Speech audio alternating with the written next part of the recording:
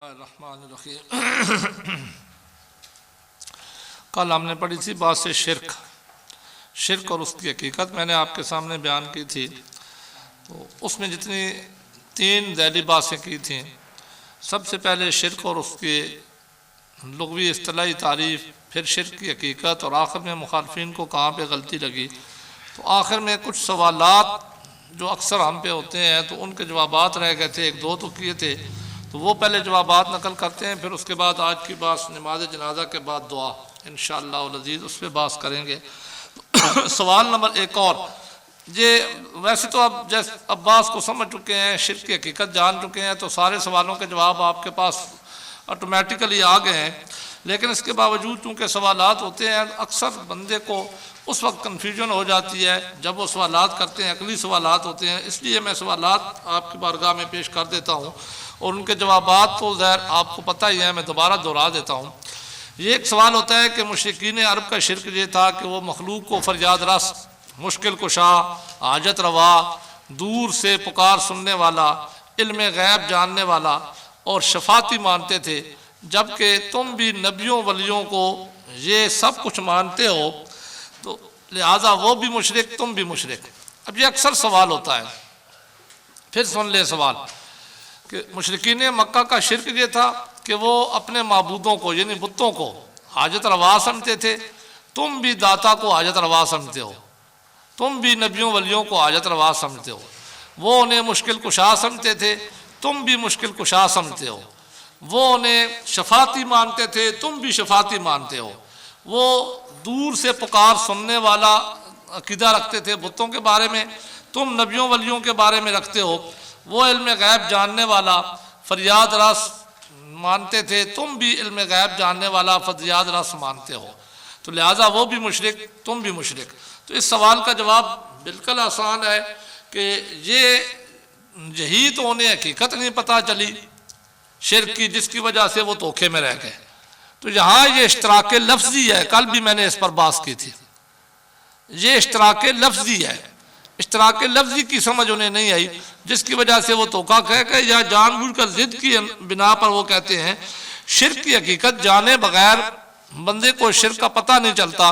तो जहाँ हम जो नबियों वलियों को हाजत रवा, मुश्किल कुशा मानते हैं, तो बराबरी के बिना पर नहीं मानते, या हाजत रवा और मुश्किल कुशा मानकर उनकी इबादत भी नहीं करते। मुशरिकीन का काम तो ये था कि वो एक तो अल्लाह तबारक व तआला के मद्दे मुकाबिल मानते थे, जैसे कल भी मैंने उस पर दलाइल नकल कराए थे। दूसरा ये कि वो बराबरी की बिना पर मानते थे। तल्लाहि इन कुन्ना लफी दलालिम मुबीन इज़ नुसव्वीकुम बिरब्बिल आलमीन। उनका तो रद कुरान मजीद में मौजूद है कि वो क़यामत वाले दिन खुद ऐलान करेंगे, अल्लाह की कसम हम खुली गुमराही में थे कि हम अपने इन माबूदों को रब के बराबर ठहराया करते थे। तो ये इश्तराक लफ्ज़ी हम मानते हैं, हाजत रवा अगर मानते हैं तो रब की अता से मानते हैं, मुश्किल कुशा मानते हैं तो रब की अता से मानते हैं, अगर आलिमुल गैब मानते हैं तो रब के देने से मानते हैं, शफाती मानते हैं तो ये अकीदा रखते हैं कि अल्लाह उन्हें शफात की इजाज़त देगा और वो शफात करेंगे। तो ये इश्तराक लफ्ज़ी है, जिसकी तफसीर कल भी मैंने आपके सामने की थी। अगर इस इश्तराक लफ्ज़ी का लिहाज न किया जाए तो फिर तो पूरा कुरान मजीद ही शिर्क की तालीम देता है। जैसे कल मैंने दो तीन आपको दलाइल नकल कराए थे कि अल्लाह ने अपने आप को भी, अपनी सिफ्त भी कुरान मजीद के अंदर मौला बयान किया है, और अल्लाह ने जिब्रील को भी मौला कहा है, नेक मोमिनों को भी मौला कहा है। अल्लाह ने अपनी सिफ्त वली बयान की है, अल्लाह ने रसूल को भी वली बयान किया है। अल्लाह अपनी सिफ्त भी रऊफ़ और रहीम बयान करते हैं, और हज़ूर अलैहिस्सलाम की भी सिफ्त रऊफ़ और रहीम बयान करते हैं। तो अब कोई कहे कि अल्लाह भी मौला, जिब्रील भी मौला, तो ये तो शिर्क है। अल्लाह भी वली, रसूल भी वली, ये तो शिर्क है। तो ये इश्तराक लफ्ज़ी है, जिसकी उन्हें समझ नहीं आई, जिसकी वजह से वो धोखा कहा गया। तो इन तमाम जो सवालात किए गए, इनमें सारी बातों में इश्तराक लफ्ज़ी है। हम नबियों वलियों को जो भी उनके बारे में अकीदा रखते हैं वो रब की अता से रखते हैं। जब रब की अता से रखते हैं, मखलूक समझ के रखते हैं, अल्लाह तबारक व तआला का बंदा जान कर रखते हैं, अल्लाह तबारक व तआला ने उन्हें यह मकाम व मर्तबा दिया तब जान रखते हैं।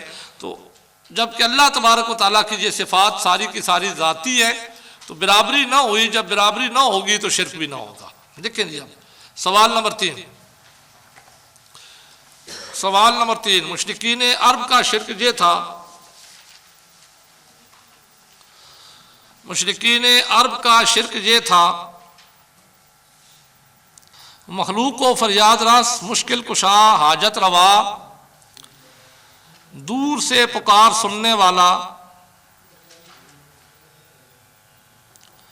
दूर से पुकार सुनने वाला, इल्मे गैब जानने वाला,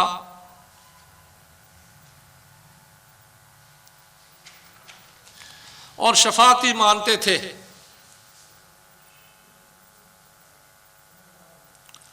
और तुम नबियों वलियों को इस तरह मानते हो, लिहाजा वो भी मुशरिक और तुम भी मुशरिक।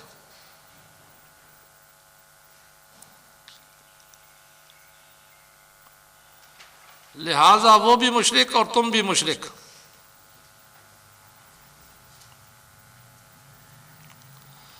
जवाब जी, ये सवाल जाहिलियत पर मबनी है।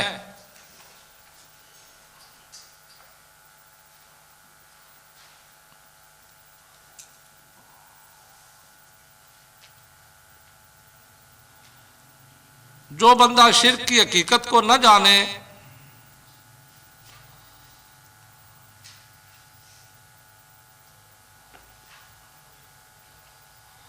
जो बंदा शिर्क की हकीकत को न जाने,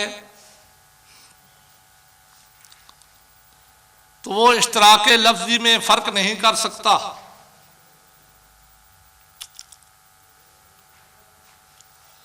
इश्तराके लफ्जी में फर्क नहीं कर सकता।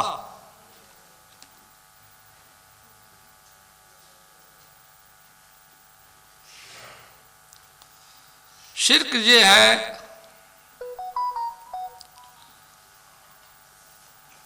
कि अल्लाह ताला की सिफात को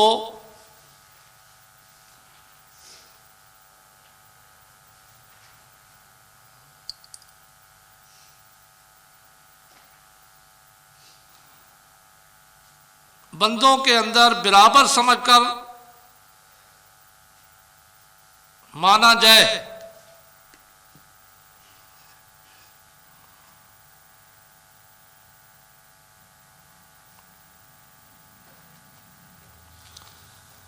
मुशरिकीन ये सिफात अपने बुतों के अंदर, मुशरिकीन ये सिफात अपने बुतों के अंदर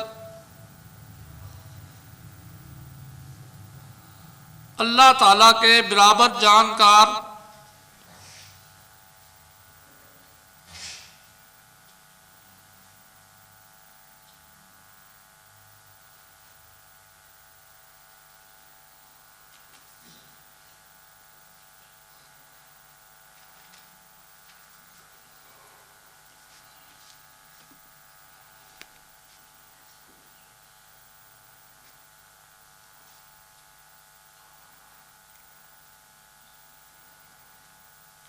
बराबर जानकार मानते थे।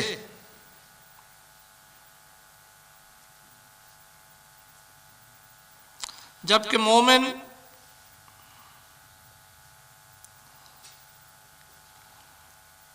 अंबिया और औलिया में ये सिफात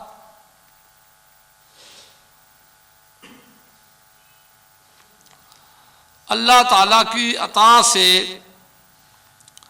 और उसकी इजाज़त से मानते हैं।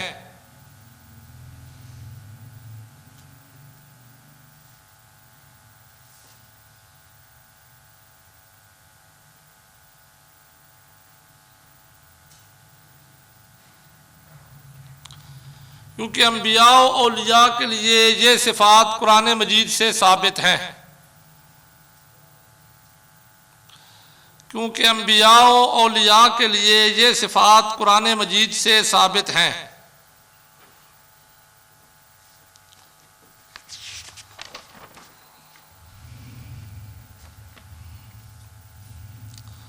जैसा कि कुरान मजीद में है,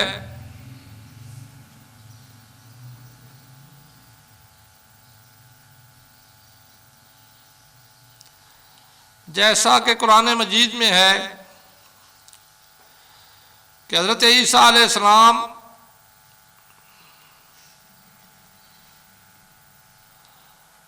ईसा अलैहिस्सलाम रब की इजाज़त से मुर्दों को जिंदा करते थे।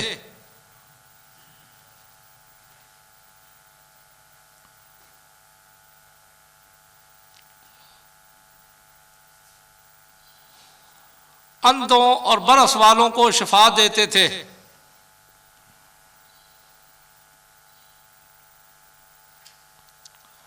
अब ये सारे हाजत रवाई वाले काम हैं, मुश्किल कुशाई वाले काम हैं। मिट्टी की बनी हुई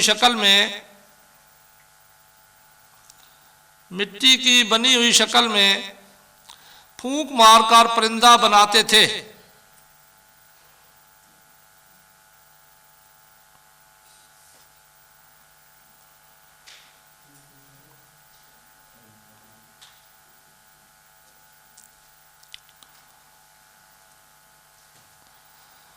और जो कुछ वो घरों में रख के आते थे और खा के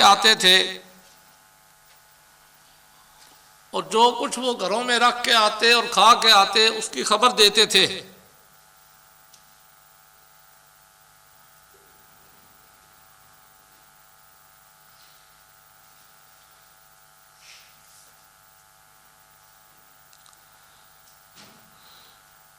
इसी तरह हज़रत सुलेमान अलैहिस्सलाम का 3 मील के फासले से चींटी की आवाज का सुनना,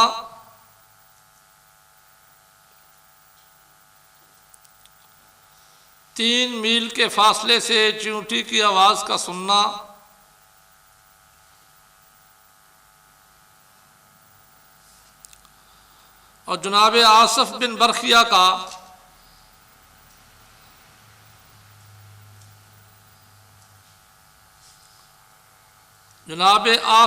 बरखिया का पलक झपकने से पहले तख्ते बिल्कीस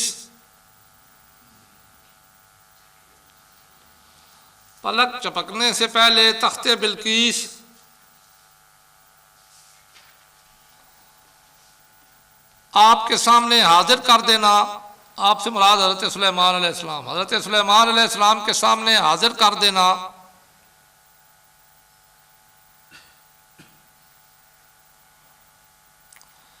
ये सारे अमाल कुरान मजीद से साबित हैं।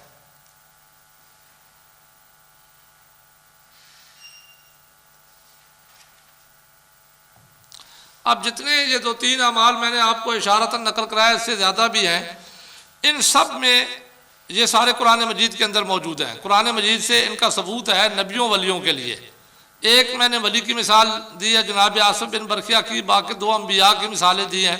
तो ये कुरान मजीद से साबित हैं। इन सारे अमाल में हाजत रवाई भी मौजूद है, मुश्किल कुशाई भी मौजूद है, मा फौकुल असबाब मदद भी मौजूद है, इल्म गैब का सबूत भी मौजूद है। जहाँ तक शफात की बात है तो शफात में तो हुज़ूर अलैहिस्सलाम शफाती होंगे, हाफ़िज़ कुरान होगा, आलिम दीन होंगे, ये तो सारे मानते हैं। तो ये शफाती जब होंगे तो ये भी रब के इज़्न से होंगे। इसका सबूत भी, शफात का सबूत भी हुज़ूर अलैहिस्सलाम के लिए तो मकाम महमूद कुरान मजीद में मौजूद है। और दूसरी जगह कुरान मजीद में ये भी है, मन ज़ल्लज़ी यशफ़अु इंदहु इल्ला बिइज़्निह।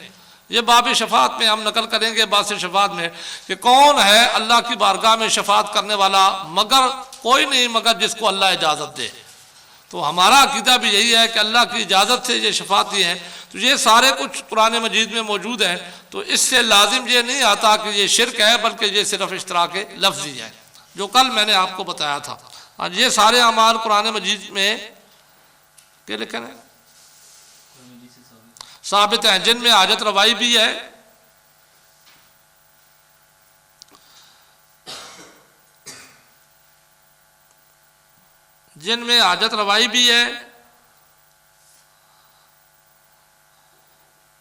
मुश्किल कुशाई भी है,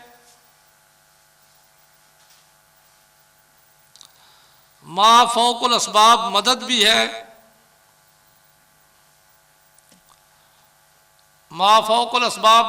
है, और इल्म गैब का सबूत भी है।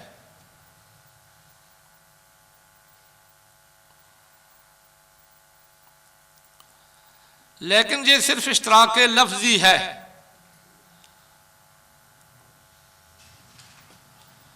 लेकिन ये सिर्फ इश्तराक लफ्जी है।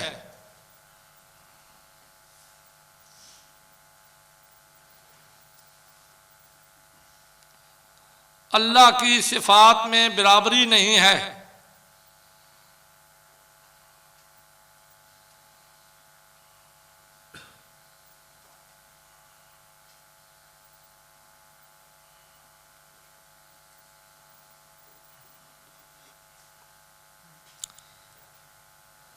इसी वजह से शिरक नहीं है।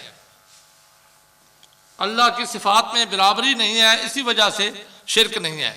शिरक की हकीकत यह है कि बराबरी, रब के बराबर सिफात रब की मानना, रब की ज़ात जैसी ज़ात मानना और इबादत के लायक समझना, ये तीन शिरक की आपने किस्में पढ़ी थी।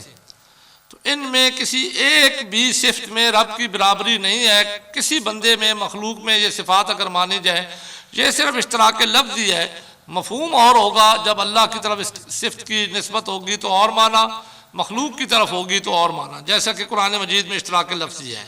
अगला सवाल ये, सवाल नंबर 4, पहले इसको भी समझ लें। मुशरिकीन मक्का बुतों की इबादत क्या करते थे और तुम कब्रों की इबादत करते हो? ये बहुत बड़ा सवाल है। मुशरिकीन मक्का बुतों की इबादत करते थे और तुम कब्रों की इबादत करते हो, लिहाजा वो भी मुशरिक, तुम भी मुशरिक। अक्सर जाहिल लोग कब्रों में जाकर वाकई सजदा करते हैं, लेकिन इससे भी शिरक नहीं लाजिम आता, हराम जरूर होता है। शिरक और हराम में फर्क है। हराम एक काम शरीयत में मना किया गया, बंदा उसको करे तो वो हराम है। शिरक ये है कि रब के बराबर ठहराना, किसी को मुस्तहिक इबादत समझना, जो कल भी मैंने आपके सामने 3 किस्में पढ़ी थी, तीनों किस्में ज़हन में रखेगा। रब की ज़ात के बराबर किसी को ज़ात माना जाए, मुस्तहिक इबादत माना जाए, किसी को जैसी सिफात रब की है वैसी सिफात किसी और के अंदर मानी जाए, तो ये शिरक होता है। अब कब्रों में जाके क्या करते हैं, अहले सुन्नत व जमात का अकीदा पहले समाअत कर लें। इस सिलसिले में अपना अकीदा पहले आपको पता होना चाहिए, फिर मैं इस सवाल का जवाब आपको दे देता हूँ। हम अहले सुन्नत व जमात का अकीदा यह है कि इबादत के लायक सिर्फ अल्लाह ताला की ज़ात है। बास इलाह में मैंने पूरी तफसील से आपको यह बयान किया था। इबादत के लायक सिर्फ अल्लाह ताला की ज़ात है, क्योंकि इबादत के लायक वो ज़ात होती है जिसके अंदर मदार उलूहियत वाली दारो मदार हो, सिफात पाई जाए। और हमने बास इलाह में बिल्कुल वाज़े अपना अकीदा बयान कर दिया था कि वो सिर्फ एक दुनिया के अंदर ज़ात है जिसके अंदर मदार उलूहियत पाया जाता है, वो अल्लाह की ज़ात है। लिहाजा मुस्तहिक इबादत अल्लाह की ज़ात है। अल्लाह की ज़ात के अलावा कोई और मुस्तहिक इबादत नहीं है। अगर कोई बंदा, चाहे सुन्नियों को, अपने आप को सुन्नी क्यों ना कहलवाता हो, अपने आप को बरेलवी क्यों ना कहलवाता हो, अगर किसी कब्र में जाकर इबादत की नीयत से सजदा करता है तो हमारे नज़दीक मुशरिक है। सबसे पहले उस पर शिरक का फतवा हम लगाएंगे, क्योंकि इबादत के लायक सिर्फ अल्लाह की ज़ात है। किसी और को इबादत के लायक समझा जाए तो शिरक होता है। ये तो हमारा अकीदा है ना। अगर कोई बंदा भी किसी कब्र पर जाकर इबादत की नीयत से सजदा करता है तो यह शिरक है। चलो एक और, बकरे ज़बह किए जाते हैं जी कब्र पर जाकर, यह शिरक है। तो यहां पे भी अपना अकीदा साफ कर ले। अगर कोई बंदा साहिब कब्र पर के पास जाकर बकरा ज़बह करता है इस अकीदे के साथ कि यह माबूद है, यह कब्र वाला इबादत के लायक है, तब भी शिरक है। हमारे नज़दीक भी शिरक है। 2 चीज़ें मैंने अभी तक आपके ज़हन में डाली हैं। एक ये कि अगर कोई बंदा किसी कब्र पर जाकर सजदा करता है और साहिब कब्र को इबादत के लायक समझता है तो ये शिरक है, ये हमारे नज़दीक शिरक है। दूसरी सूरत, अगर कोई बंदा किसी कब्र पर जाकर उस कब्र वाले का नाम लेकर जानवर ज़बह करता है या अल्लाह का नाम ही लेकर जानवर ज़बह करता है, लेकिन कब्र वाले को मुस्तहिक इबादत समझता है, माबूद समझता है, उसका अकीदा यह है कि यह कब्र वाला इबादत के लायक है, तो यह भी उसका फेल शिरक है। वो बंदा भी मुशरिक हो जाएगा, उसको भी मुशरिक कहा जाएगा।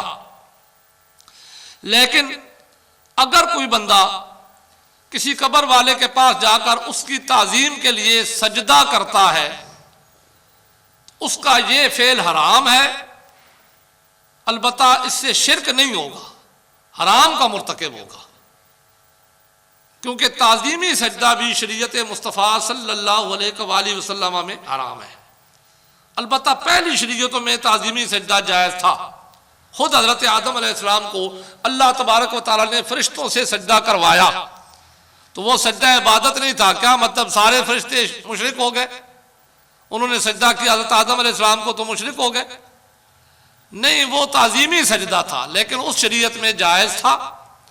हज़रत यूसुफ अलैहिस्सलाम ने ख्वाब देखा, उन्हें सजदा हो रहा था, वो ताज़ीमी सजदा था, उस शरीयत में जायज़ था।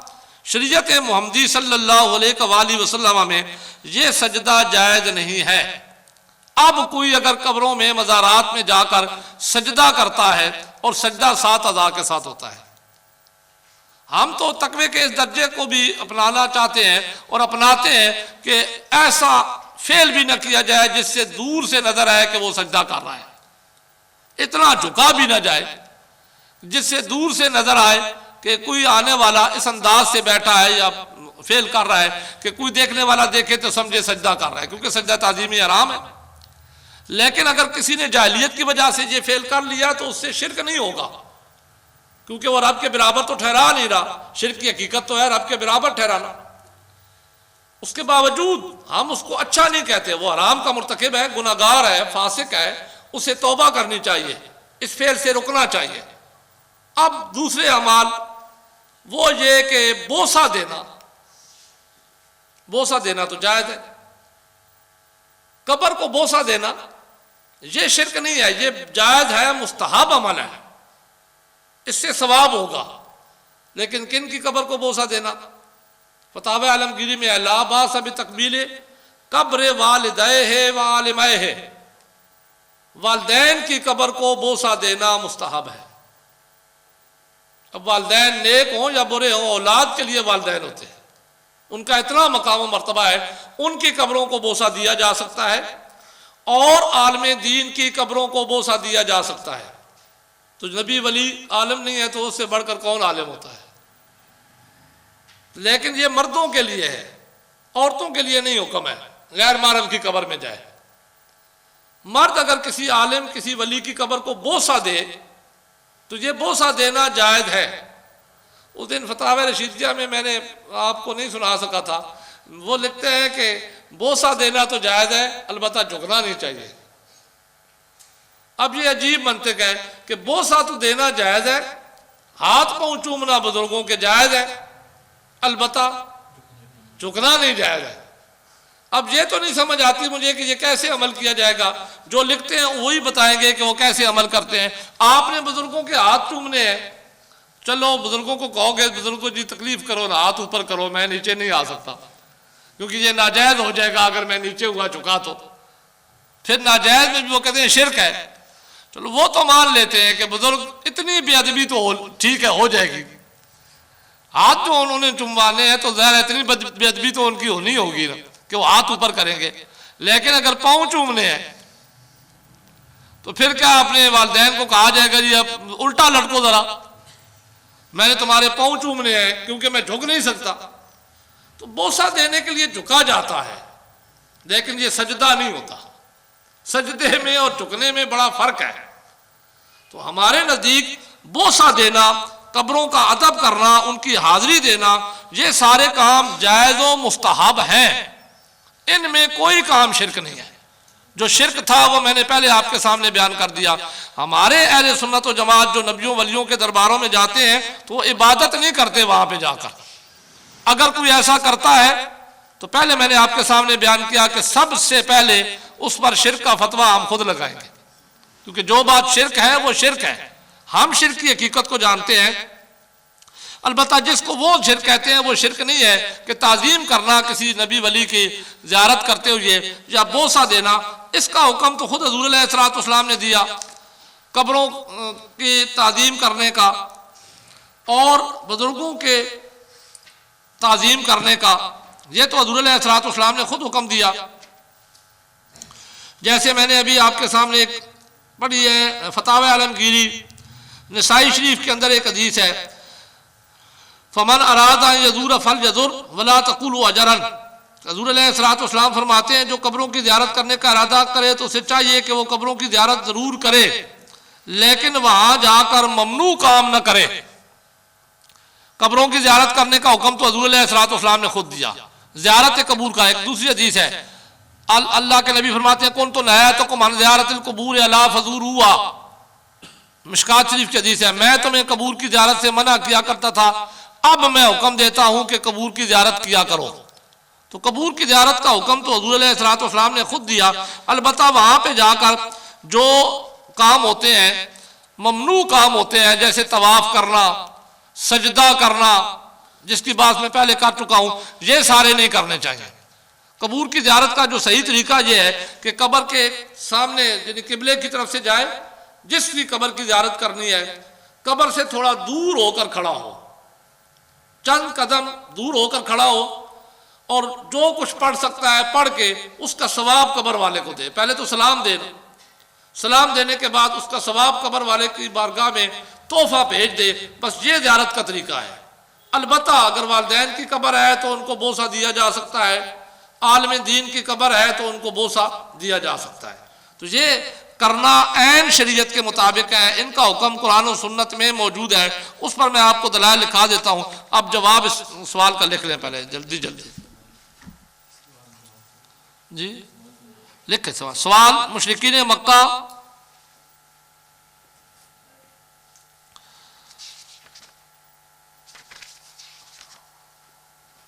बुतों की इबादत किया करते थे,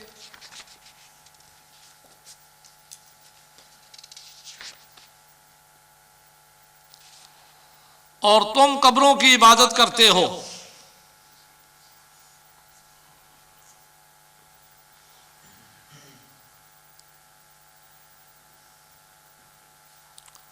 लिहाजा वो भी मुशरिक और तुम भी मुशरिक।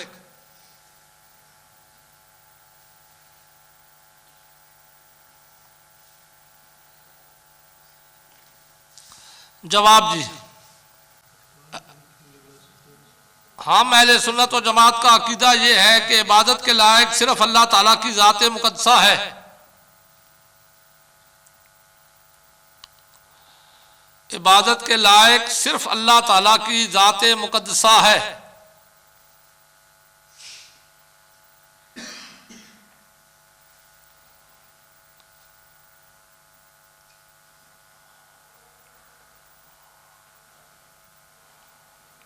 अगर कोई बंदा किसी भी कब्र पर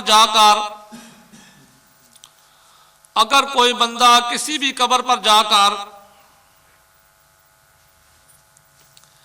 इबादत की नीयत से सजदा करता है,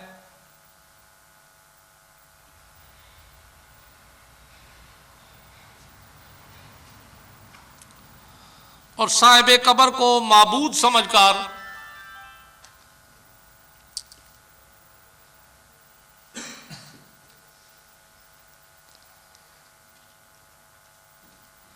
उसकी कब्र पर जानवर ज़बह करे तो ये शिर्क है।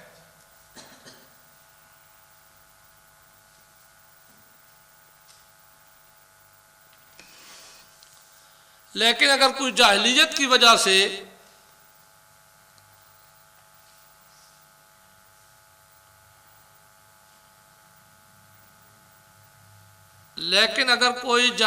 वजह से किसी कब्र पर जाकर ताज़ीम की नीयत से सजदा करे,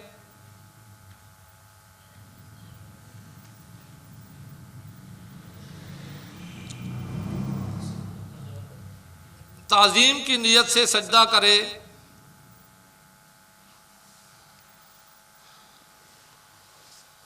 तो ये अगरचे शिर्क नहीं,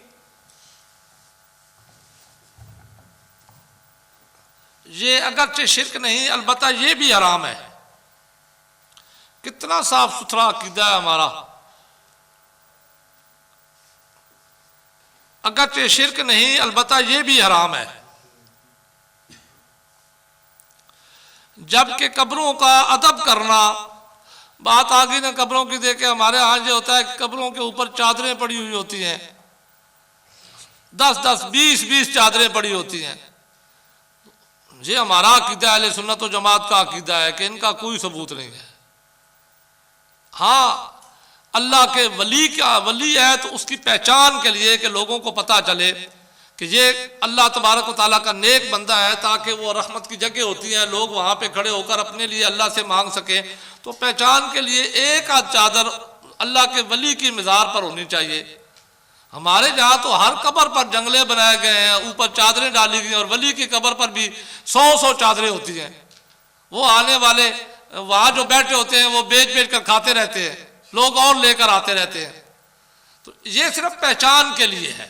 तो कुछ जाहिलियत की बातें हैं, वो भी चूंकि हम उन्हें मकरूह कहते हैं या हराम के ज़ुमरे में आती हैं, उससे शिरक नहीं आता, क्योंकि जो चादरें डालने वाले हैं वो वली को माबूद नहीं समझते। शिरक की हकीकत तो रब के बराबर ठहराना है, और अगर रब के बराबर ठहराने के लिए शिरक है तो फिर सबसे पहले फिर अल्लाह की कब्र होनी चाहिए, ताकि बराबरी तो आए ना। महाज अल्लाह सुम्मा महाज अल्लाह। तो ये जाहिलियत की बिना पर सारे सवालात हैं। अलबत्ता कुछ जाहिलियत हमारे अंदर भी मौजूद है, जिसकी वजह से ये सवालात किए जाते हैं। अब कब्र पर चादर डालने से कब्र वाला खुश नहीं होता, उसे चादर की जरूरत नहीं है। अगर तो वो अल्लाह का वली है तो जो वो सीरत छोड़ कर गया है उस सीरत पे अमल करो, और अगर कोई रिश्तेदार है तो उस पर उसको कसरत से इसाले सवाब करो, उसके लिए इस्तिगफार मांगो, उसकी तरफ से सदका करो। यही चादर जो कब्रों के ऊपर डाली जाती है, इन्हीं पैसों से अगर किसी गरीब को रोटी खिला दी जाए तो उससे कब्र वाले को फायदा होगा, उससे कब्र वाला खुश होगा, न कि चादर डालने से खुश होगा। कुछ चीजें हमने सिर्फ लोगों के रख रखाव के मुताबिक खिलावे के लिए तैयार कर रखी हैं, उनका शरीयत से कोई ताल्लुक नहीं है। हाँ जी, क्या लिखा है? उनकी हाजिरी और उन्हें बोसा देना ये जायज़ व मुस्तहब है, ये जायज़ व मुस्तहब है।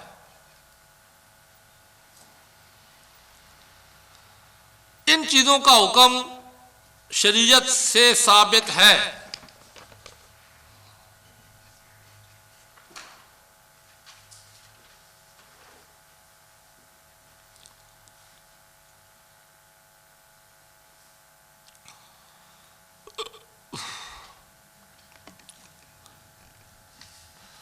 कब्रों की ताज़ीम का हुक्म तो हुज़ूर अलैहिस्सलाम ने खुद दिया, जैसा कि अबू दाऊद शरीफ में है।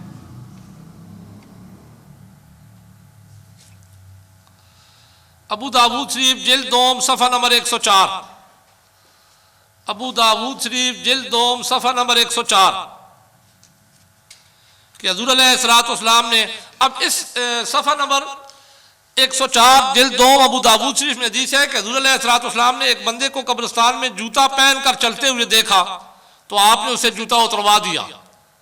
ये कब्रिस्तान की कब्र वालों की ताज़ीम हो रही है। तो हुज़ूर अलैहिस्सलाम ने फरमाया कि या साहिब सबतैन अल-किहा, ऐ जूते वाले जूते उतार दो। इसी तरह हदीस में आता है, फतुल बारी जिल्द नंबर 3 सफ़ा नंबर 224 है कि एक बंदे को हुज़ूर अलैहिस्सलाम ने कब्र के साथ टेक लगाए हुए बैठा हुआ देखा तो आपने फरमाया कब्र वाले को तकलीफ न दो। इसी तरह कब्र का बोसा लेना भी शिरक नहीं है, बल्कि ये भी जायज़ हो। ये तो कब्रों की ताज़ीम के बारे में है। दो रवायतें जो मैंने आपके सामने पढ़ दी, अब इनमें से एक तो लिख लेना, दूसरी फिर छोड़ दे, बाद में लिख लेंगे। क्या लिखा है? जिल्द दोम सफ़ा नंबर 104 में है कि हुज़ूर अलैहिस्सलाम ने एक आदमी को जूता पहनकर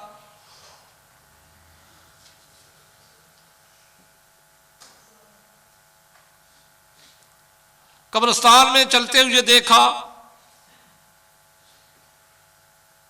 हम तो इतनी ताज़ीम करते हैं कि कब्रिस्तान में जाना हो तो कब्रों के ऊपर से गुजर के जाते हैं।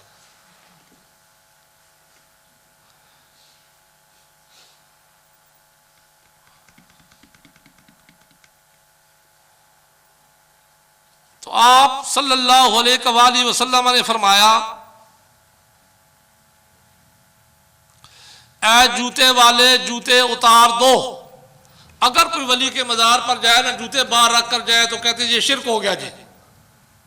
उस वक्त उन्हें ये हदीसें याद नहीं रहती कि हुज़ूर अलैहिस्सलाम ने खुद हुक्म दिया है कब्रिस्तान वालों की ताज़ीम करने का।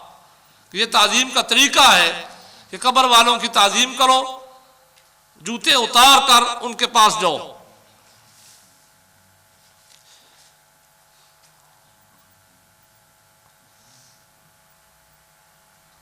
इसी तरह कब्र का बोसा देना यह भी अच्छा अमल है।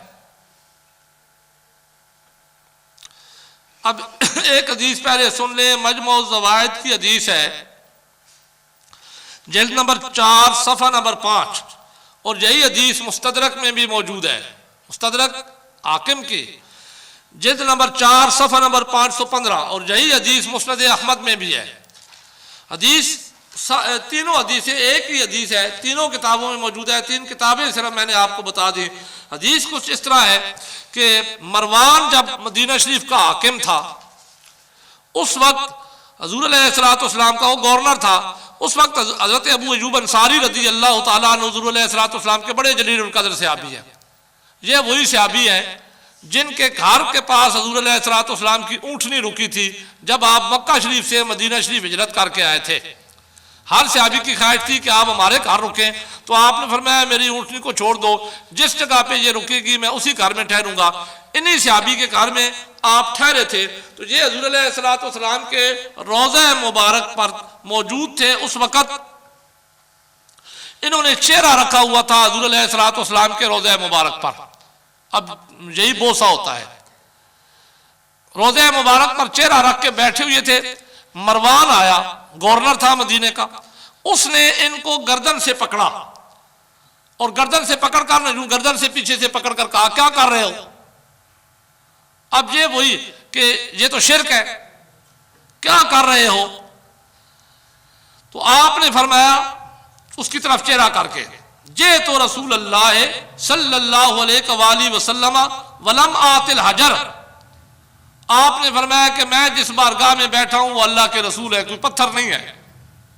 जिनको मैं बोसा दे रहा हूं ये कोई पत्थर नहीं है, बल्कि ये अल्लाह के रसूल की बारगाह में हाजिर हुआ हूं। तो मैं अल्लाह तबारक व तआला के महबूब की बारगाह में हाजिर होकर इल्तिजा कर रहा हूं, अपनी मारूजात पेश कर रहा हूं, और हुज़ूर अलैहिस्सलाम सुनते हैं।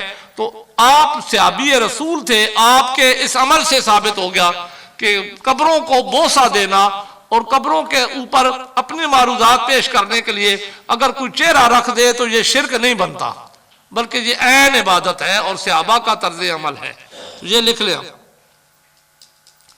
लिखा क्या है, जैसा कि अहादीस में मौजूद है,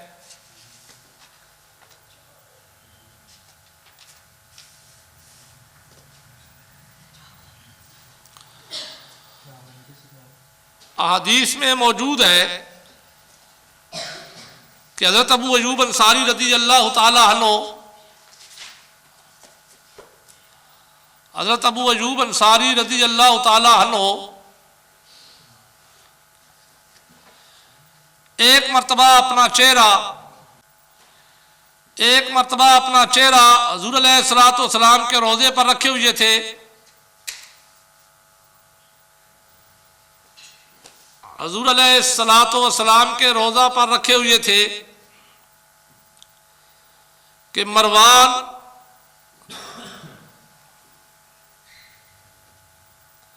जो कि उस वक्त मदीना शरीफ का गवर्नर था आया। मरवान जो कि उस वक्त मदीना शरीफ का गवर्नर था आया।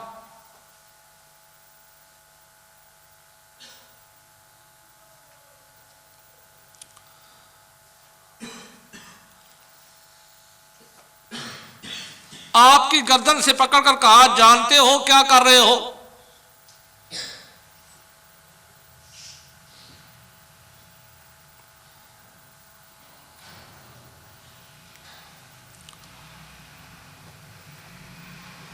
आपकी गर्दन से पकड़कर कहा जानते हो क्या कर रहे हो। तो आपने फरमाया हाँ।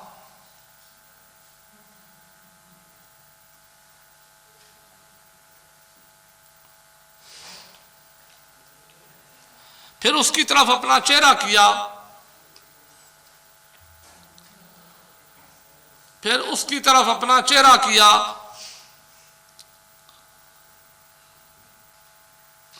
उसकी तरफ अपना चेहरा किया और आपने फरमाया कि मैं अल्लाह के रसूल की बारगाह में हाजिर हुआ हूं, मैं अल्लाह के रसूल की बारगाह में हाजिर हुआ हूं, किसी बेजान पत्थर के पास नहीं आया, अल्लाह के रसूल की बारगाह में हाजिर हुआ हूं, किसी बेजान पत्थर के पास नहीं आया।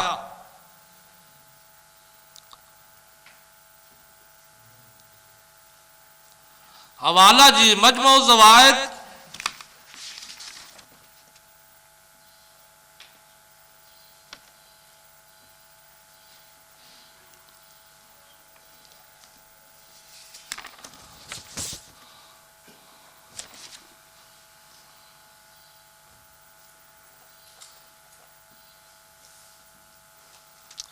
जिल्द नंबर 4 सफ़ा नंबर 5, मजमू ज़वाइद जिल्द नंबर 4 सफ़ा नंबर 5। दूसरी किताब है मुस्तदरक, मुस्तदरक जिल्द नंबर 4 सफ़ा नंबर 515।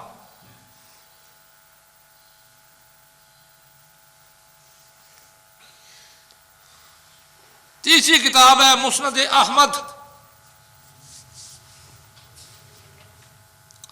जिल्द नंबर 5 सफ़ा नंबर 422।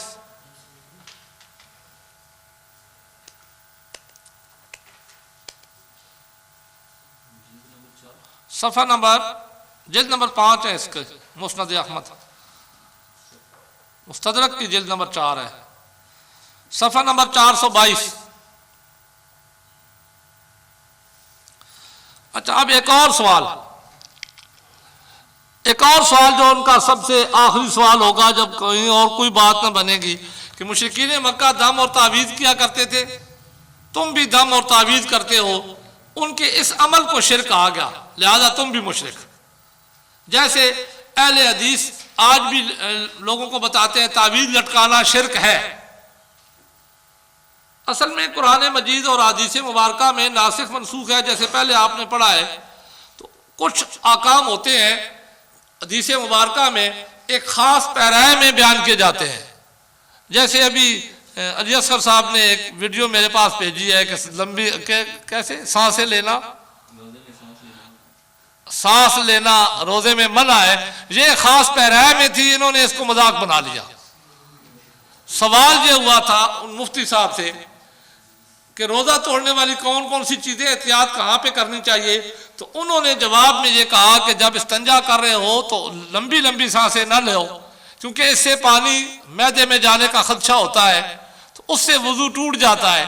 तो इन्होंने उसको मजाक बना लिया। अब मजाक में ये वीडियो वायरल कर दी गई है कि रोज़े में सांस लेना मना है जी। तो जहाँ भी यही तरीका है कि हुज़ूर अलैहिस्सलाम का हुक्म एक ख़ास पैराए में हुआ करता था। शिरकिया अल्फाज के साथ जो तावीज़ लिखा जाता है जिसमें शिरकिया अल्फाज हों, तो ये शिरक था। ज़ाहिर अल्फाज जो शिरकिया होंगे, जैसे अभी मैंने आपको कहा कि अगर कोई कब्र पर जाकर उसको सजदा इबादत करे तो ये शिरक है, हमारे नज़दीक भी शिरक है। तो जिस हदीस में शिरकिया अल्फाज वाले तावीज़ों को शिरक कहा गया वो हदीसें पेश कर देते हैं, और जिन हदीस में तावीज़ की इजाज़त दी गई उनको लोगों के सामने नहीं लाते कि लोगों को पता ना चल जाए कि अकीदा क्या है, हमारा अकीदा ख़राब है। तो इसलिए वो इस किस्म की बातें करते हैं। तो यहाँ उनके पास आखिरी अब सवाल यही होगा कि मुशरिकीन मक्का दम और तावीज़ क्या करते थे, तो उनके इस अमल को शिरक कहा गया, तुम भी दम और तावीज़ करते हो लिहाजा तुम भी मुशरिक हो। तो इसके जवाब में एक ये भी बात बन जाएगी कि दम और तावीज़ करना जायज़ है, इस पर भी दलाइल आपके साथ आ जाएंगे। तो ये कलैदा बात हमें ना लिखानी पड़ेगी, उसके साथ ही मैं उस पर थोड़े से दलाइल दे देता हूँ। लेकिन ये सवाल जी, मुशरिकीन मक्का दम और तावीज़ किया करते थे,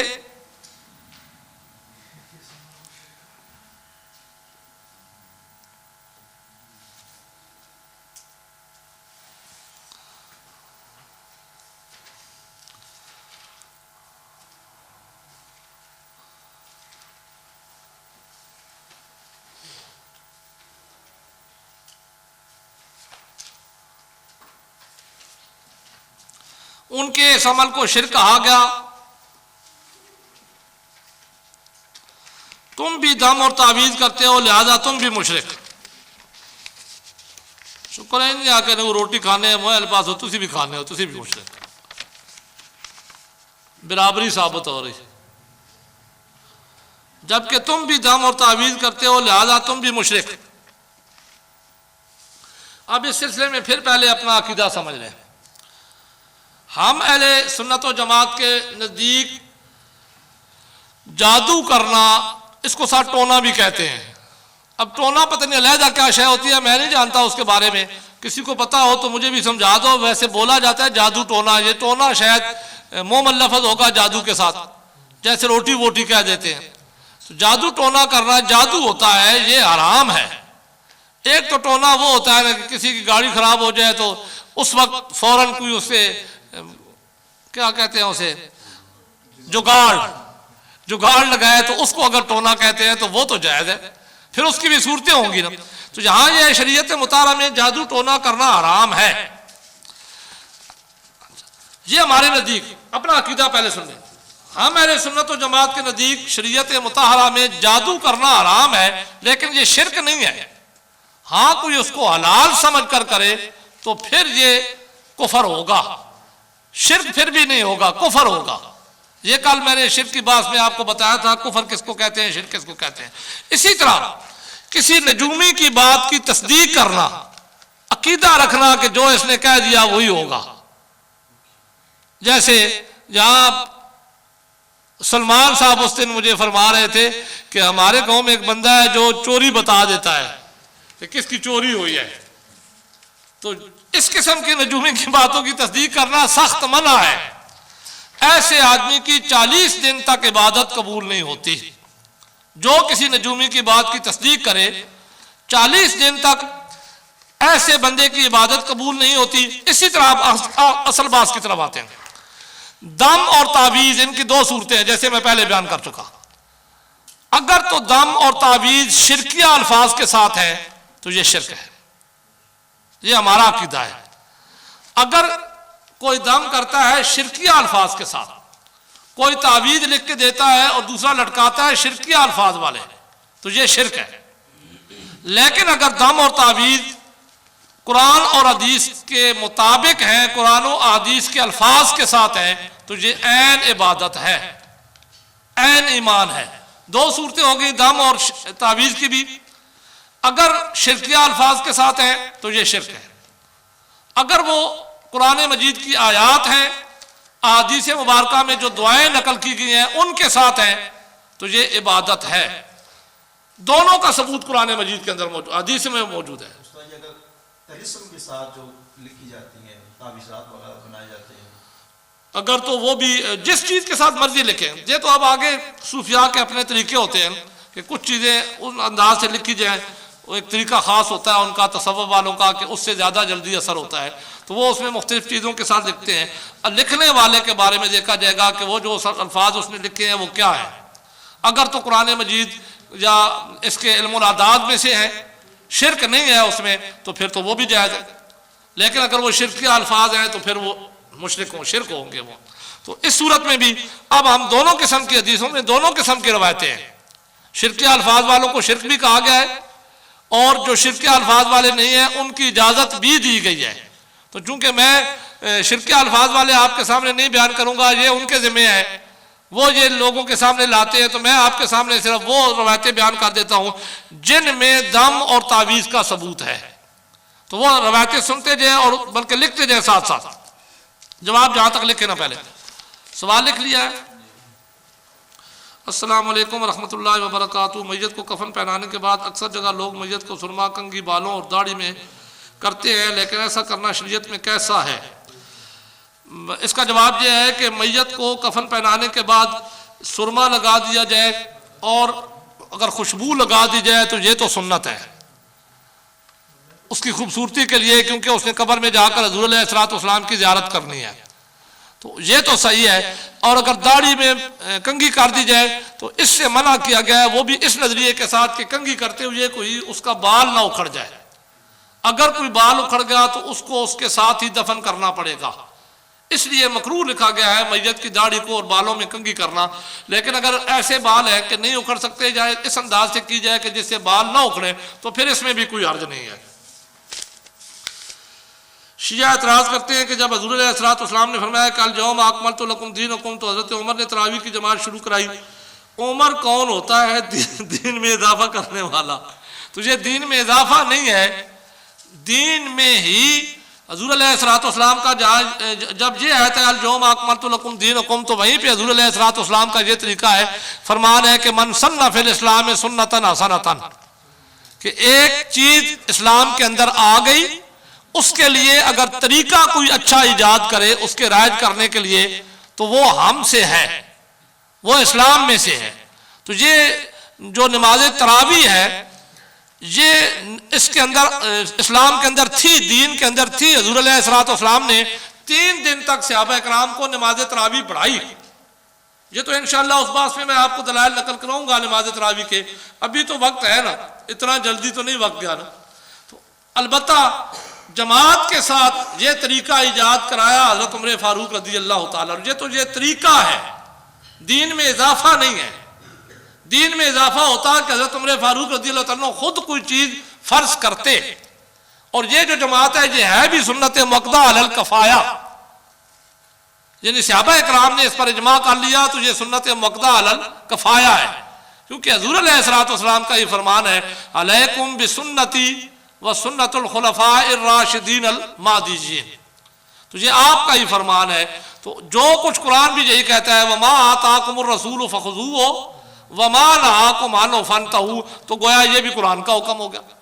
फिर दूसरा ये एतराज़ जो किया जा रहा है, ये जाहिलियत की बिना पर है कि उन्होंने दीन में इजाफा नहीं किया। उन्होंने दीन में इजाफा ये है कि कलमे में अली वलीउल्लाह कह लो, ये दीन में इजाफा है। दीन में इजाफा ये है कि नमाज में, इसमें अजान में अशहदु अन्ना अली वलीउल्लाह कहो, ये दीन में इजाफा है। एक चीज पहले से मौजूद हो, उसके लिए एक अच्छा तरीका ईजाद कर लेना, वो दीन में इजाफा नहीं होता।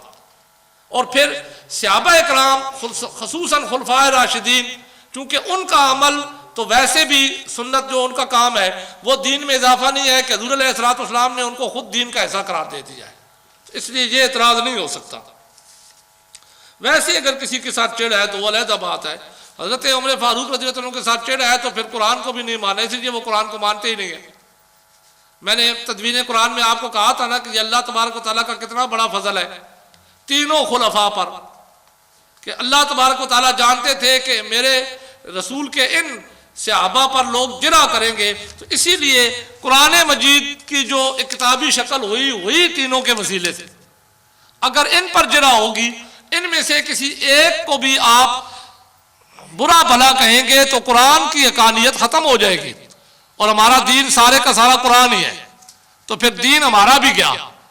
तो फिर ये अल यौम अकमलतु लकुम दीनकुम ये हम तक कैसे पहुंची? इस आयत को पेश करने वालों को पहले तो आयत के बारे में सोचना चाहिए। ये कुरान मजीद में जो आयत है, तो इस कुरान को जमा किसने किया, किसके मशवरे से किया? तो ये भी तो एक दीन में इजाफा नहीं है। फिर उमर कौन होते हैं ये मशवरा देने वाले कि कुरान को जमा करो? तो अगर जमा ना होता तो फिर तुम कौन होते हो ये आयत पढ़ने वाले? ये तो फिर वही आएगा कि सारे का सारा प्याज को अगर इख्तलाफ दर इख्तलाफ होता है ना, प्याज का छिलका अगर छिलते जाओ ना तो नीचे से कुछ भी नहीं बरामद होगा, आखिर में खाली हाथ रह जाओ। हाँ, सीखने के लिए कुछ सीखो, समझो, सवाल करो, तो वह एक अलग बात है। सवाल है ये, अगर किसी सुन्नी के जनाजे में, अब मैं इसको यूं पढ़ रहा हूँ, किसी सुन्नी के जनाजे में गुस्ताखे सहाबा और गुस्ताखे रसूल हैं, दुआएं जनाजे में पढ़ते हैं और वो दुआएं पढ़ते हैं और वो रफ़ा जदैन करते हैं, लेकिन हम नहीं करते। उनके नज़दीक सुन्नी बिदती और मुशरिक हैं, लेकिन कुरान और हदीस की रोशनी में हम उनको क्या जवाब दें? पहली बात तो ये है कि किसी सुन्नी के जनाजे में कोई गुस्ताखे रसूल और गुस्ताखे सहाबा नहीं आ सकता। जब वो आ ही नहीं सकता तो उनकी दुआएं कोई दुआएं नहीं है। उनकी जो रफ़ा जदैन वगैरह करना वो है नहीं। दूसरा, रफ़ा जदैन ये एक अमल है, इस्लाम के इब्तिदा में था, ये कोई फ़र्ज नहीं है, वाजिब नहीं है।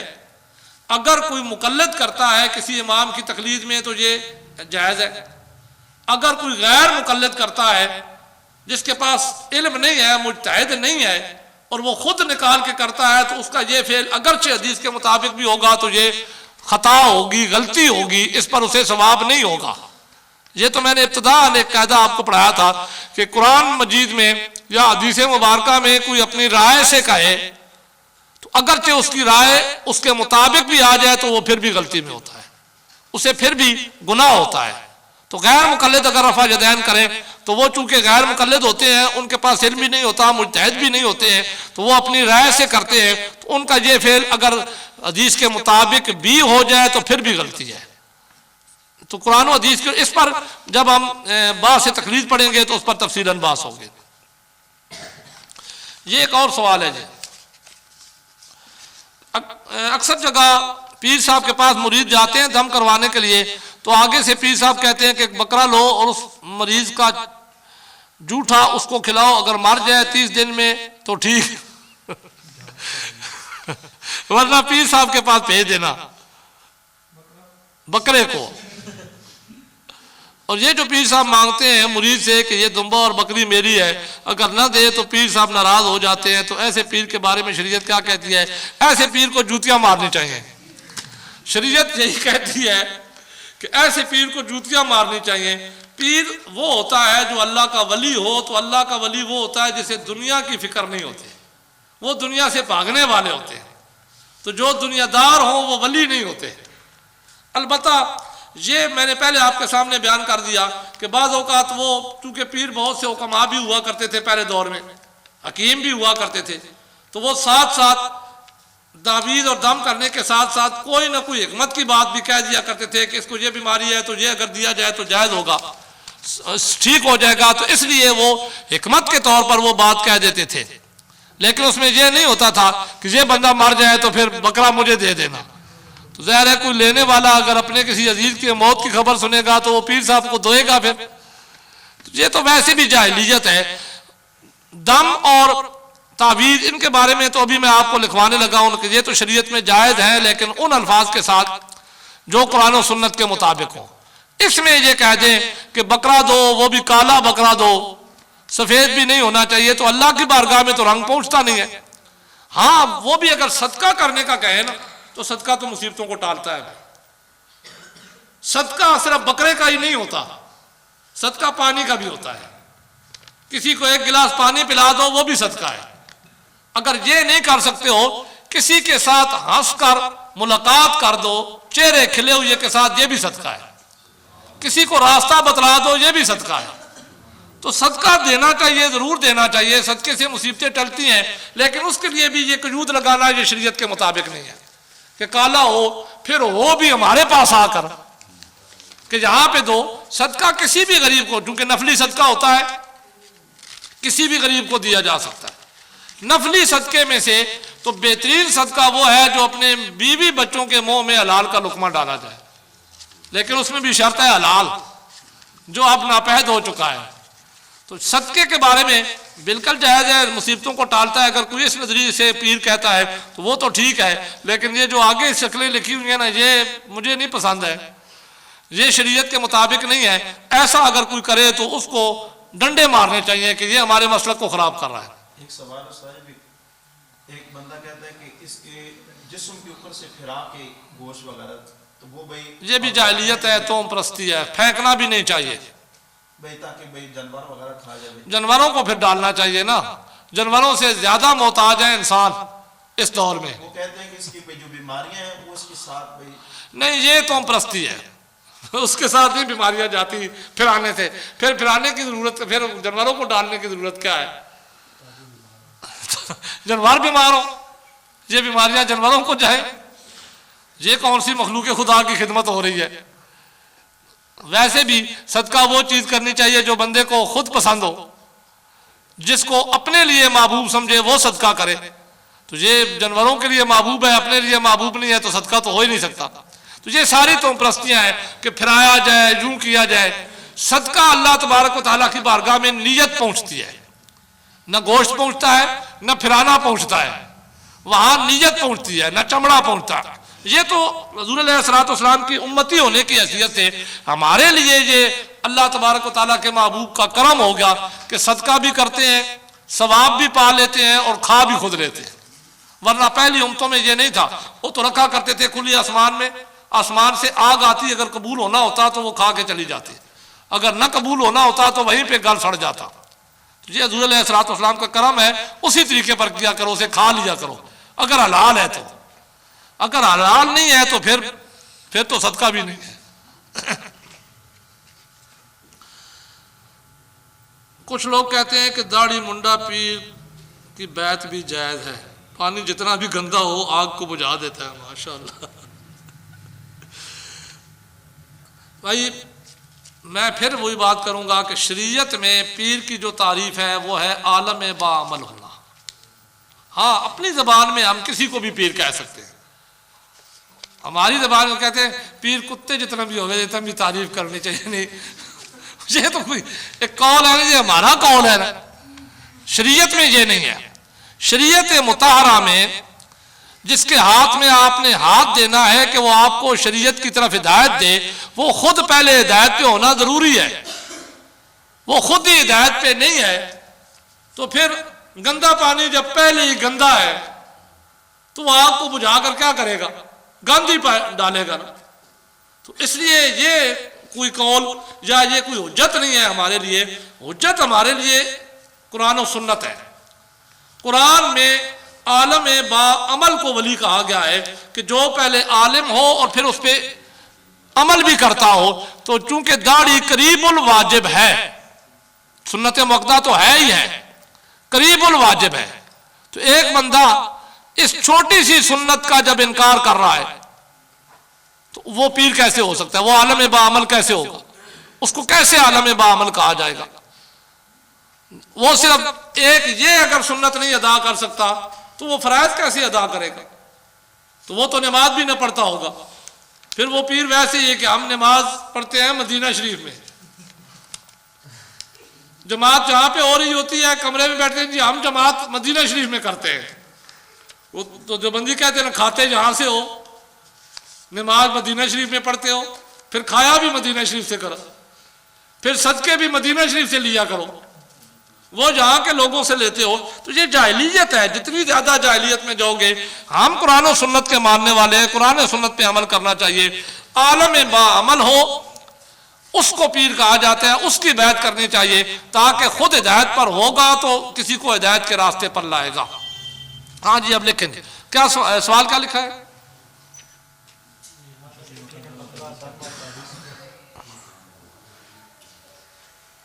अक्सर लोग ये कहते हैं कि सैयद जो है वो सिरदार है और हम उनके उम्मती हैं, लेकिन सैयद को उम्मती नहीं कहना चाहिए, सिरदार कहना चाहिए। सैयद का माना सिरदार ही होता है। वाकई ये इश्तराक लफ्ज़ी है। एक उम्मती नबी उम्मती होने के लिहाज से है, वो तो सैयद भी उम्मती ही है, नबी नहीं है। अगर उसके मुकाबले में आप ले रहे हैं कि उम्मती के मुकाबले में सैयद यानी नबी आ रहा है, तो फिर तो ये कहना कि सैयद को नबी कहना चाहिए ये तो कुफर है, बंदा दायरा इस्लाम से खारिज हो जाता है। क्योंकि हुज़ूर अलैहिस्सलाम आखिरी नबी हैं, आपके बाद ये खातमुन नबीयीन का इनकार है। और एक ये है कि सिरदार के मुकाबले में जो उसका मालिक होता है, नौकर होता है, अगर उम्मती उस माने से आप कर रहे हैं कि हम सिरदारों के नौकर हैं, तो सैयद सिरदार है, हम नौकर हैं, उसको नौकर नहीं कहना चाहिए, तो ये तो उसकी ताज़ीम है, जायज़ है।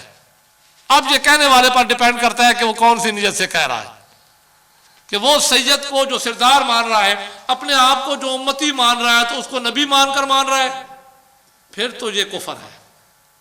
लेकिन अगर उसको सरदार मानकर, बादशाह मानकर, अपने आप को उसका नौकर मानकर कह रहा है उम्मती, तो फिर तो कोई मसला नहीं है। तो इस लिहाज में ये फिर इश्तराक लफ्ज़ी आता है। अब कहने वाले की नीयत पर डिपेंड होगा कि या उर्फ में वहां जिस माने के साथ कहा जाता है उर्फ के मुताबिक इस पर फैसला होगा। क्या लिखा है जी, सवाल लिख रहा, जवाब जी,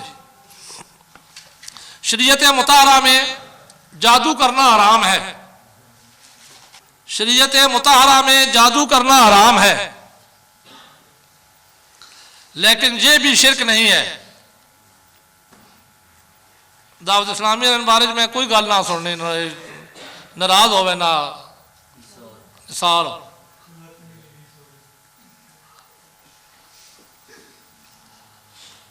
शरीयत मुताहरा में जादू करना हराम है, लेकिन ये भी शिरक नहीं है।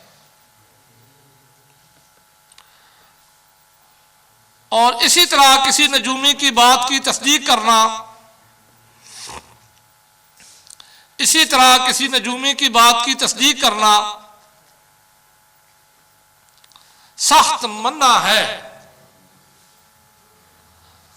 एक तरह से मसला सारा पीरा फकीरा में ही बड़ा प्यार जिन्हें असा तबाह किया हुआ।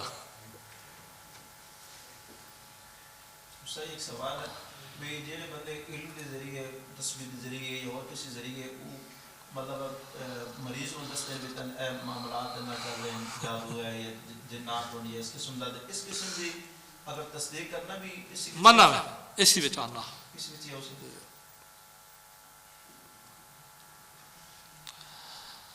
ऐसे आदमी की 40 दिन तक इबादत कबूल नहीं होती। हुण करे हो फिर, यानी किसी नजूमी की बात की तस्दीक करना सख्त मना है। ऐसे आदमी की 40 दिन तक इबादत कबूल नहीं होती।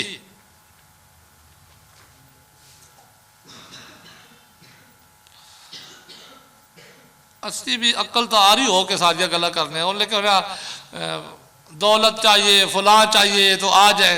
इतनी अगर इससे कादर होने तो फिर अपने वास्ते दौलत क्यों नहीं इकट्ठी करके वो सकल क्यों गिने, वो लोग लुट रहे होने भाई तुम इतने पैसे दो जी।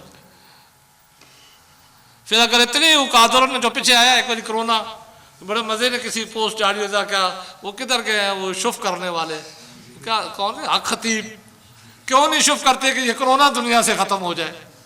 तो ये पीर फकीर अगर इतने अहल है कि दौलत की रेल पेल कर देंगे तो पाकिस्तान का कर्जा ही क्यों नहीं उतार देते। कम से कम लोगों का तो फायदा हो ना, महंगाई तो खत्म हो ना। ऐसे आदमी की 40 दिन तक इबादत कबूल नहीं होती। इसी तरह दम और तावीज, इसी तरह दम और तावीज, इसीलिए अहले सुन्नत व जमात का जो अकीदा है ये अफरात व तफरीद से पाक है। हम अफराद पे भी नहीं जाते, हम तफरीद पे भी नहीं जाते। इसी तरह दम और तावीज अगर शिरकिया अल्फाज पर हों,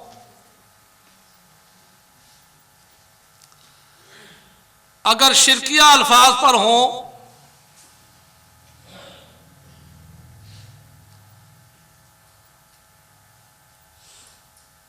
जैसा कि मुशरिकीन के दम और तावीज हुआ करते थे,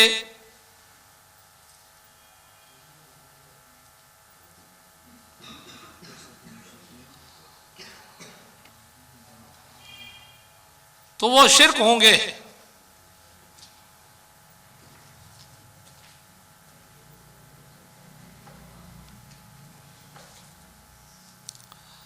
और अगर दम और तावीज के अल्फाज कुरान की आयात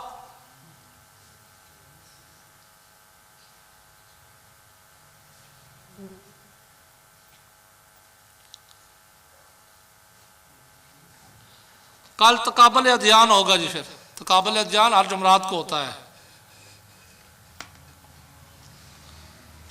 मुख्तलिफ दिनों का तकाबल, यानी अपने मसलक को दूसरे मसलक के साथ तकाबल करना कि हमारे मसलक की अकानियत को उनकी किताबों से साबित करना। अगर दम और तावीज़ के अल्फाज कुरान मजीद की आयात और हदीस के अल्फाज पर मबनी हो तो वो जायज़ और दुरुस्त हैं।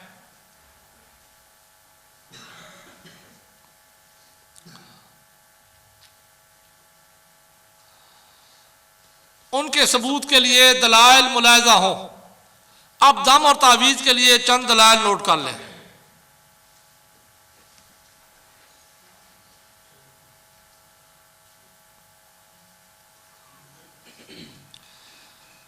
दलील नंबर 1 जी, पहले दम के हवाले से दलील नंबर 1 किताब तिब के अंदर ये जितनी भी हदीस की किताबें आप उठा लें, बुखारी शरीफ उठा लें जिल्द 2 सफ़ा नंबर 854, मुस्लिम शरीफ जिल्द 2 सफ़ा नंबर 222 में है कि हुज़ूर अलैहिस्सलाम अक्सर दोनों आखिरी कुल शरीफ पढ़कर, कुल अऊज़ु बिरब्बिल फलक और कुल अऊज़ु बिरब्बिन नास पढ़कर हुज़ूर अलैहिस्सलाम अपने आप को दम करते थे, अपना हाथ अपने जिस्म मुक़द्दस पर फेरते, ये सूरतें पढ़कर फूंक कर। बल्कि हज़रत आयशा सिद्दीक़ा रज़ी अल्लाह तआला अन्हा फरमाती हैं कि जब हुज़ूर अलैहिस्सलाम का आखिरी वक्त था तो आप तकलीफ़ की कैफियत में थे, मैं ये सूरतें पढ़कर हुज़ूर अलैहिस्सलाम का हाथ पकड़कर उनके जिस्म पर फेरती थी, क्योंकि उनके हाथ की तरह मेरा हाथ नहीं था। तो ये अदब भी उन्होंने मलूज़ खातर रखा। तो ये दम ही होता है कि कोई चीज़ पढ़कर फूंका जाए, इसी को दम कहते हैं। तो ये बुखारी शरीफ और मुस्लिम शरीफ से साबित है कि हुज़ूर अलैहिस्सलाम खुद दम अपने ऊपर किया करते थे। तो ये पहली दलील नोट कर लें, बुखारी शरीफ।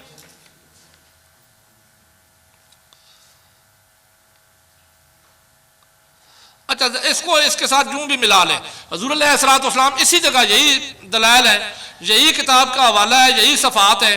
हुज़ूर अलैहिस्सलाम अपने ऊपर भी किया करते थे और अपने घर वालों में से अगर कोई बीमार हो जाता, अहले खाना में से कोई बीमार हो जाता, तो उस पर भी यही दम किया करते थे। तो ये कुरान मजीद की आयात से दम हुआ करता था जो अल्लाह के नबी किया करते थे। बुखारी शरीफ जिल्द 2 सफ़ा नंबर 854।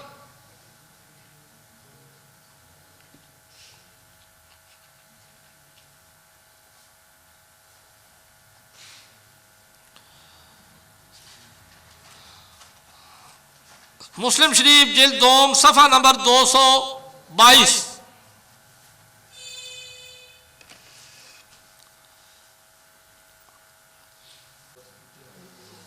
हुज़ूर अलैहिस्सलाम आखिरी दोनों कुल शरीफ पढ़कर अपने आप को दम फरमाते थे और अपना हाथ मुबारक अपने जिस्म मुक़द्दस पर फेरते और अपना हाथ मुबारक अपने जिस्म मुक़द्दस पर फेरते।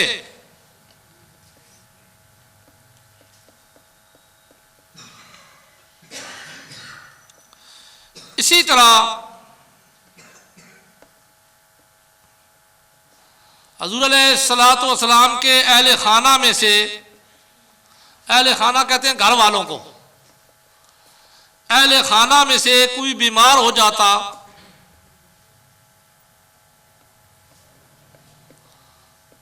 तो हुज़ूर अलैहिस्सलाम उस पर भी यही दम फरमाया करते थे।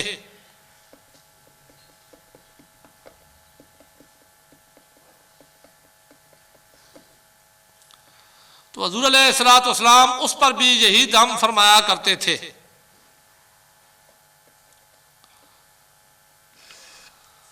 दलील नंबर 2 जी,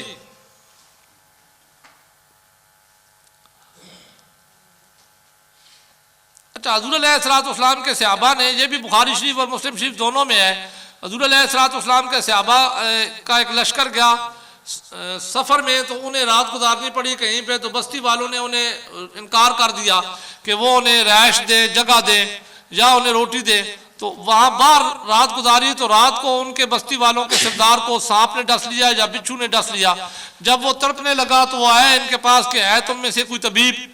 तो एक सहाबी कहने लगे हाँ मैं तबीब हूँ। तो उन्होंने उनसे शर्त रखी, ये एक तवील हदीस है, मैं सुना देता हूँ, उसके बाद मैं इसको 2 अल्फाज में आपको लिखा दूंगा।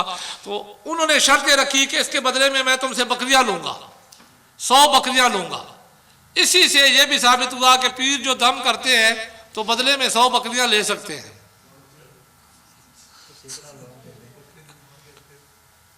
तो लेकिन उसमें शर्त यह है कि फिर वो बंदा मर न जाए, ये ना हो कि मर गया तो फिर मेरे पास आ, क्योंकि उन्होंने तो ये वादा किया था कि ठीक हो जाएगा और वो वाकई ठीक हो गया था।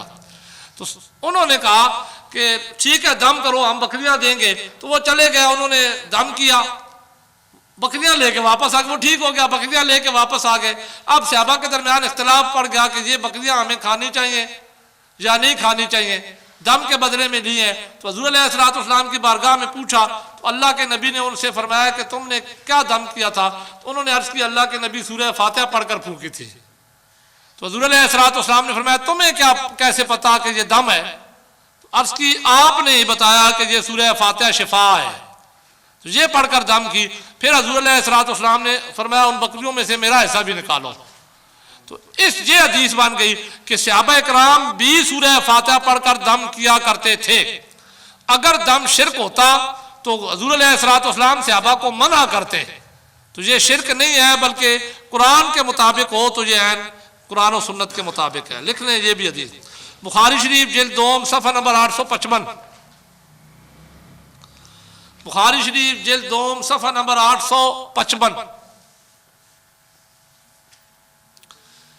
मुस्लिम शरीफ जिल्द 2 सफ़ा नंबर 224। ऊपर वाली हदीस का सफ़ा 854 था बुखारी का, और इसमें 855 है। उसमें 222 था मुस्लिम शरीफ का, और इसमें 224 है। सहाबा इकराम ने एक कबीले के सरदार को सहाबा इकराम ने एक कबीले के सरदार को सूरह फातिहा पढ़कर दम किया।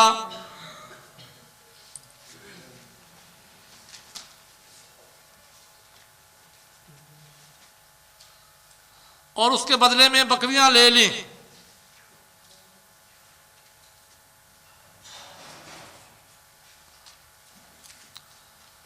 तो हुज़ूर अलैहिस्सलाम ने उनके इस अमल की भरपूर तायद फरमाई।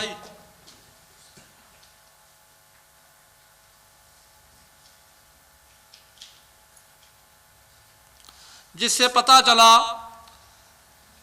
कि कुरान की आयत से दम करना शिर्क नहीं है।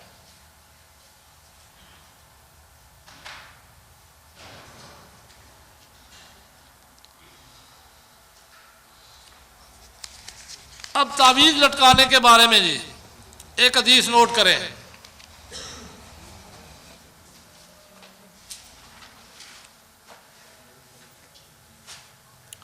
अच्छा, हुज़ूर अलैहिस्सलाम ने सहाबा किराम को बीमारियों से बचने के लिए ना कुछ दुआएं सिखाई।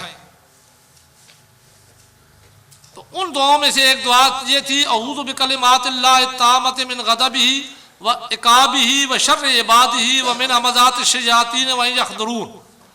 तो हज़रत अब्दुल्लाह बिन उमर रज़ी अल्लाह तआला अन्हु ने ये दुआ अपने घर के हर बालिग बच्चे को सिखा दी और उन्हें फरमाया कि इसे पढ़ा करो। अब जो उनके घर में नाबालिग बच्चे थे जो दुआ नहीं सीख सकते थे, छोटे बच्चे, तो हज़रत अब्दुल्लाह बिन उमर रज़ी अल्लाह तआला अन्हु ने इसी दुआ को कागज़ में लिखकर अपने नाबालिग बच्चों के गले में डाल दिया। तो ये तावीज़ का सबूत बन गया कि इसी को तावीज़ कहते हैं। कुरान मजीद की आयात और हदीस मुबारका से दुआएं अगर किसी कागज़ पर लिख कर गले में लटकाई जाए तो इसको तावीज़ कहा जाता है। और शरीयत मुताहरा में इस तावीज़ का सबूत मौजूद है कि शिरकिया कलिमात ना हो तो तावीज़ लटकाना भी जायज़ है। अब इसमें दो बातें साबित होगी, लटकाना भी जायज़ है और तावीज़ लिखना भी जायज़ है। तो ये दलील आपके पास बन के ये लिख लें। तिरमिज़ी शरीफ जिल्द 2 सफ़ा नंबर 191।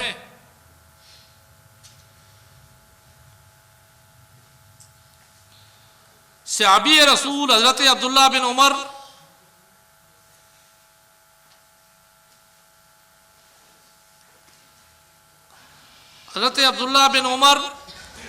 रज़ी अल्लाह तआला अन्हुमा ने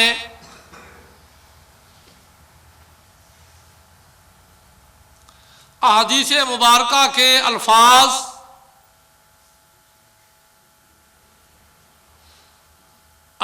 लिख कर हनुमा ने आगे करते हनुमा अहादीस मुबारका के अल्फाज लिख कर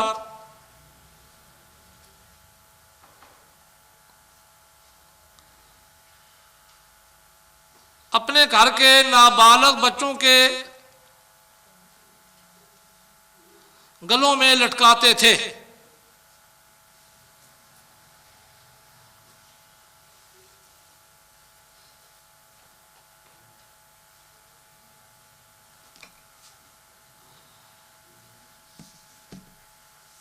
जिससे पता चला कि तावीज़ लटकाना भी जायज़ है।